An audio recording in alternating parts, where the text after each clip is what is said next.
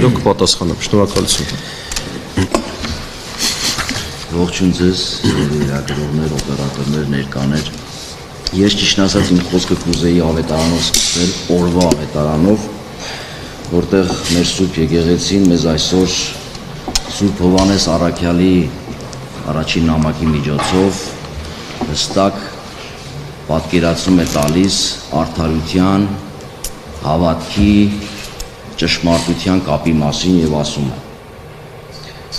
ով արդարություն չի գործում, Աստծո որդի չէ եւ տանում է դեպի չարիքի դաշտ։ Այն ինչ ներկայացրեց պարոն Զորապյանը եւ այն ինչ այս վերջին 4 ամսվա ընթացքում ես ականատես եմ եղել Մասյացոտնի թեմում եւ վերջին 1 տարվա ընթացքում մեր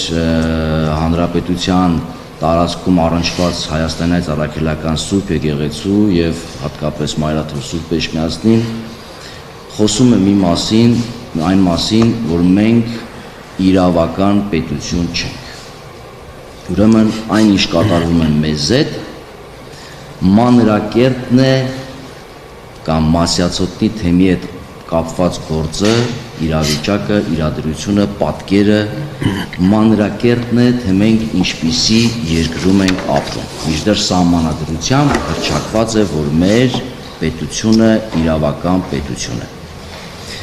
Ուրեմն ամեն ինչ սկսվեց Մասյացոտնի թեմի հետ կապված հունվար 10-ի Ամենայն Հայոց Հայրապետի տնօրինությամբ, երբ փոփոխություն տեղի ունեցավ թեմի առաջնորդի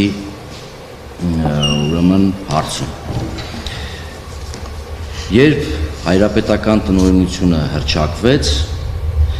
գործադիր իշխանության ղեկավարը անմիջապես արձագանքեց հրապարակային հայտարարելով, որ չի ճանաչում Ամենայն Հայոց Հայրապետի տնօրինությունը, որը առնչվում էր ընդամենը եկեղեցու ներքին կառավարման համակարգին։ Իհարկե ձայնակցեցին նաև իշխանության մյուս թևերը, հատկապես օրենսդիր մարմնում ներկայացված իշխանական падգամավորները եւ այսպես դիրքորոշում կեցվածք ձևավորվեց, որ Ամենայն Հայոց Հայրապետի տնօրինությունը չի ճանաչվում, չի ընդունվում։ Բայց այստեղ կանգ չառավ այս գործընթացը։ Սրան հետևեցին արդեն գործնական քայլեր, որը արտահայտվեց նախ անմիջապես թեմում, հովություններում, քահանաների եւ քահանաների ընտանիքների հետ առնչված։ Գործի անցավ տեղական ինքնակառավարման մարմինը կամ գործի անցան մարմինների ներկայացուցիչները քահանաներին սիրաշահելու, խոստումներ տալու, որոշներին կամ որոշ դեպքերում սպառնալու, ընդհուպ մինչև եկեղեցիներից վտարելու, այսինքն մարդը հովիվ է այսինչ հովությունում, տեղական ինքնակառավարման մարմնի ներկայացուցիչը, չգիտեմ ում անունից, իհարկե մենք գիտենք ում անունից, մոտենում են եւ ես անուններ չեմ նշում, դրանք բոլորը ժամանակին լուսաբանվել են, անուն առ անուն տրված են եւ մամուլում արկա է։ Մոտենում են ուրեմն քահանաներին եւ սպառնում են, որ եթե չեք ընդունում այն կեցվածքը, որով պետք է դուք էլ չճանաչեք Ամենայն Հայոց Հայրապետի տնօրինությունը, նշանակում է դուք դեմ եք գնում ուրեմն պետության քաղաքականությանը, հետևաբար մենք ժողովրդով, թե ինչ ժողովուրդ ես չգիտեմ, ոնց հասկանում եմ ժողովրդի անունից նույն ժողովրդի դեմ է աշխատանք տարվում, ձեզ կհեռացնենք, կվտարենք, կփոխենք, եկեղեցիների կողպեքները կփոխենք, որոշ դեպքերում եկեղեցին առաջարկվել է նույնիսկ որոշ ժամանակով փակել հավատացյալների առջև, մինչև այս թնջուկը ուրեմն վերջնականապես կլուծվի, երբ քահանաները անհողդողդ են մնում, 20 քահանա, թեմի 23 քահանաներից 20-ը իրենց հովություններում չեն նահանջում այս մոլորեցման ստի եւ մյուս կողմից վախի այս մթնոլորտի միջավայրի ներշնչանքի առջև գործի են անցնում իշխանության մյուս ճյուղերը եւ այս դեպքում արդեն դատարանը, որը կայացնում է անօրինական որոշում բոլոր փաստաթղթերով իրավական, այդ թվում նաեւ միջազգային, պետությունը իրավունք չունի միջամտելու եկեղեցու ներքին կառավարման կյանքին, առավել եւս ինչ-որ մի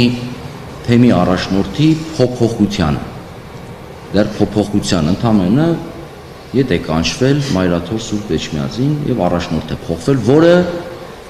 կանոնադրությամբ, որը ներկայացված է պետության մոտ եւ որին դատարանը իբրև թե մի որոշ հոդվածների հղում է արել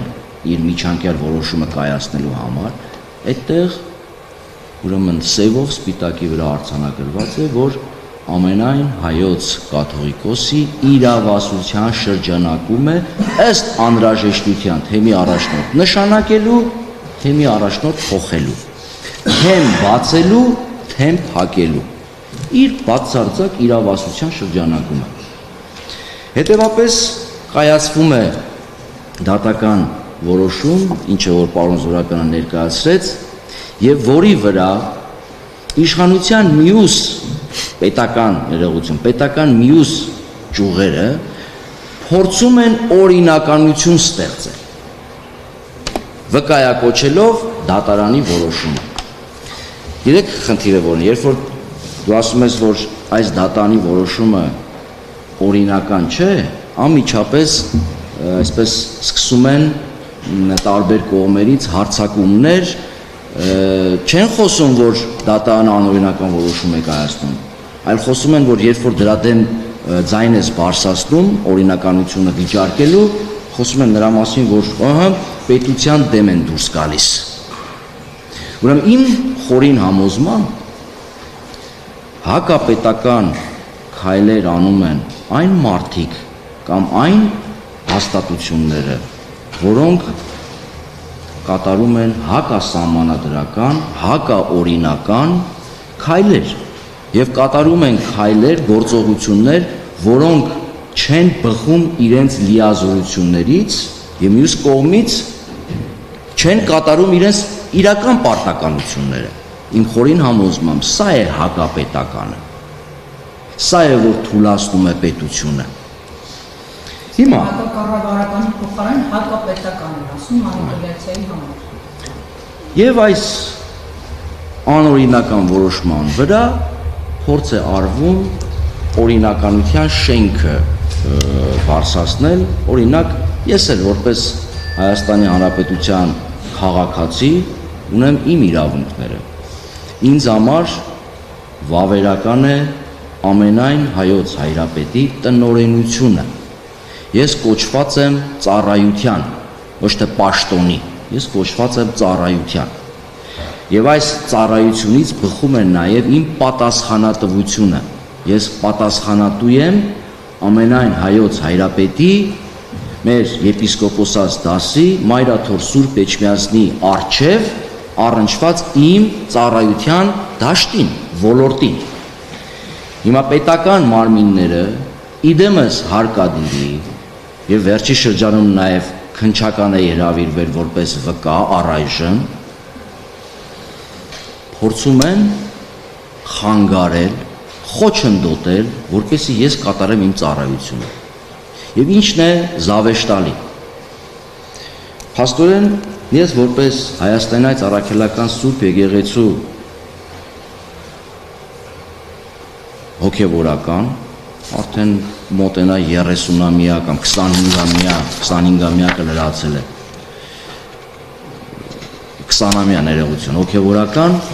փաստորեն ես չեմ կարող պատարակ մատուցել, դա խոչընդոտ է դատական ակտին, ես չեմ կարող երիտասարդների հետ հանդիպել, դա խոչընդոտ է։ Ես չեմ կարող քահանայից դասին հանդիպել, քահանական այն դասին, որ հրապարակային հայտարարություն տարածեցին, որ դատական միջանկյալ որոշման եւ իրենց խղճի, համոզմունքի, դավանանքի, ազատության միջև կա անհնարինություն։ Իրենք չեն կարող առաջնորդ ընդունել մեկին, որը աշխարհիկ անձնավորություն է։ Եվ մյուս կողմից նրանք չեն կարող դուրս գտնվել հայ եկեղեցու կանոնական դաշտից, չընդունելով ամենայն հայոց հայրապետի տնօրենությունը։ Սա գիտեք ինչով է նաև վտանգավոր։ Քահանայի քայլը համայնքի քայլն է։ Եթե քահանան նման քայլ է անում, ինքը եթե հակականոնական է, իր հետևից տանում է իր համայնքի։ Հետևաբար այստեղ վտանգ է առաջանում ամբողջ ծուխը դուրս բերելու եկեղեցու հաղորդության դաշտից, իր բոլոր հետևանքներով, այդ թվում նաև ընդհուպ մինչև նզովքի տակ հայտնվելու վտանգն է առաջանում։ Ես փաստորեն իրավունք չունեմ ըստ այդ տրամաբանությամբ Մասյացոտնի թեմում այսպիսի հանդիպումներ, ծիսական արարողություններ եւ զավեշտը այն է, որպեսզի մենք խուսափենք, արդեն նշեցինք, ստեղծված իրավիճակից, անօրինական միջամտություններից ստիպված սկսեցինք արձագանքել մեր օրինական, կանոնական տարածքում, որը մայրաթորի տարածքն է իդեպ։ Ստիպված սկսեցինք արձագանքել համայնքների հրավերների։ Այսինքն ծուխը, եկեղեցական համայնքը, հոգևորականը թեմի առաջնորդին պիտի հրավիրի կամ թեմի առաջնորդի լիազորությունները իրականացնող հոգևորականին պիտի հրավիրի, որպեսզի սուրբ պատարակ մատուցի, որպեսզի երիտասարդների հետ հանդիպի, երիտասարդները իրենք պիտի հրավիրեն, որ ես գնամ իրենց հետ հանդիպեմ որպես իրենց թեմի առաջնորդ։ Ուրեմն եթե ամփոփելու լինենք, այն ինչ կատարվեց ուրեմն վերջի շրջանում առնչված Հայաստանի Առաքելական Սուրբ Եկեղեցու եւ մասնավորապես Մասյացոտնի, կա նաեւ Արագածոտնի թեմի հարցը, սա մի կողմից հարված էր եկեղեցու սահմանադրականության հիմքերին, մյուս կողմից հարված էր Հայ Առաքելական Սուրբ Եկեղեցու նվիրապետությանը քայքայելու նպատակով։ Ես իհարկե կարող էի անդրադառնալ նաև այլ մանրամասնություններին, առնչված հոգևորականների, բայց այսպես եթե իմի բերելու լինեմ, ինչ է ստացվում։ Չունենալով իրավունք միջամտելու եկեղեցու ներքին գործերին, գործադիրի մի քայլով, մի հայտարարությամբ տեղի ունեցավ այս շղթայական ուրեմն գործընթացը, որը բացասաբար անդրադարձավ թեմի ծուխերի վրա ընդհուպ մինչև հոգևորականների ընտանիքներ, երեխաներ, մոմավաճառներ, աշխատողներ, մինչև պարզ հավատացյալ։ Այսա է դատարանի կայացրած որոշման հետևանքը եւ ընդհանուր պատկերը։ Հարցեր կարելի է։ Կարգավորեք Հնչական կոմիտեը երբ եք կանչվել հերվեն, ամսաթվով, ինչ կարգավիճակով, ինչ գործի շրջանակներում եւ թույլատրելիության շրջանակում փորձենք հասկանալ։ Ըստ էության ձեզ կանչել էին հասկացնելու, որ հաջորդ քայլին արդեն կալանքի սանկցիաներ կհետևեն, թե կանչել էին նաեւ իրենք հասկանալ